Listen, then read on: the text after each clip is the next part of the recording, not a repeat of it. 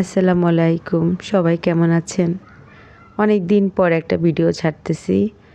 অসুস্থতার জন্য কোনো ভয়েস বা ভিডিও ছাড়া হচ্ছে না। ভীষণ অসুস্থ। এটা হচ্ছে আমার ঈদের ব্লগ।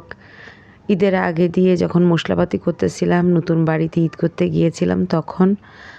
তারপরে আপনাদের জন্য একটু একটু করে ভিডিও করে রেখেছি, কিন্তু আমি এতটা যে অসুস্থ হয়ে পড়বো আমি বুঝতে পারিনি।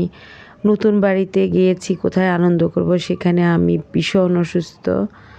আর এই তো আমি এখানে আদা রসুন পেঁয়াজ এগুলা নিয়ে বসেছিলাম। পরে আমার মেয়ে বলে যে ও রসুন চিলবে, পরে ও রসুন চেলার জন্য বসে গেছে। আর এখানে অনেক রকম গরম মশলা, এগুলো আমি ঢাকা থেকে করার জন্য রেডি করেছিলাম, কিন্তু আমি ঢাকায় আর এগুলা শেষ করতে পারিনি, গ্রামের বাড়ি নিয়ে গিয়েছি। এখানে অনেক রকম মশলা আছে, বলে শেষ করা যাবে না কত রকম যে এখানে আমি মশলা দিয়েছি। পোলাও চাল থেকে শুরু করে গরম মশলা পর্যন্ত অনেক রকম এখানে। তারপরে এই তো নিয়ে বসেছি সব কিছু। এর পাকে একটু চা সমোসা এগুলো খেয়ে নিয়েছিলাম। নতুন বাড়িতে গিয়ে এত কাজ, যে কাজের জন্য আমি একটুও সময় পাচ্ছিলাম না যে আমি ভয়েস দিব।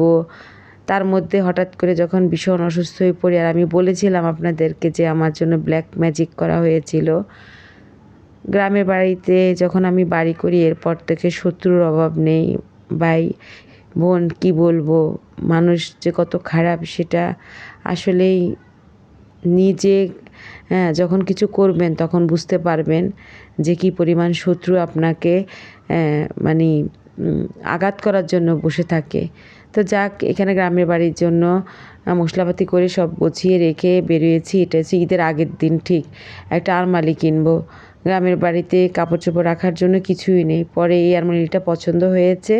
আলমারি ঈদের আগের দিন কেনার কারণ হয়েছে, আমি 1 সপ্তাহ আগে একটা আলমারি বানাতে দিয়েছিলাম পছন্দ মতো, কিন্তু উনি ঈদের আগের দিন ডেলিভারি দিবে। আলমারি যেটা বানিয়েছে সেটা যাই আমি দেখে আমি অবাক।